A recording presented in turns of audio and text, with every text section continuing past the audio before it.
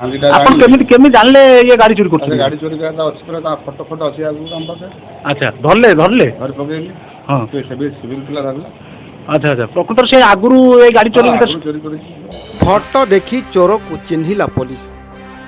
Photo ଆଧାରରେ ଚୋରକୁ ଗିରଫ କଲା ଭଦ୍ରକ ପୋଲିସ। ହଁ ଆଜ୍ଞା, ଭଦ୍ରକ ପୋଲିସ ହାତରେ ଧରା ପଡ଼ିଲେ 2 ଜଣ ବାଇକ୍ ଲୁଟେରା। ଏମାନଙ୍କ ନାଁରେ ପୂର୍ବରୁ ରହିଛି ମାମଲା ଏବଂ ଥାନାରେ ରହିଛି ଅଭିଯୁକ୍ତଙ୍କ ଫଟୋ।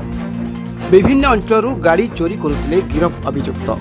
ଦୀର୍ଘ ଦିନ ଧରି ପୋଲିସ ଟାର୍ଗେଟରେ ଥିଲେ ଏହି ବାଇକ୍ ଲୁଟେରା। ଆଉ ଆଜି ସେମାନଙ୍କୁ ଗିରଫ କରିଛି ଭଦ୍ରକ ପୋଲିସ। ପେଟ୍ରୋଲିଂ କରୁଥିବା ସମୟରେ ଭଦ୍ରକ ବାଇପାସ୍ ନିକଟରେ ଏମାନେ ପୋଲିସ ହାବୁଡ଼ରେ ପଡ଼ିଗଲେ। ଆଉ ଫଟୋ ଦେଖି ଚିହ୍ନି ନେଲା ପୋଲିସ।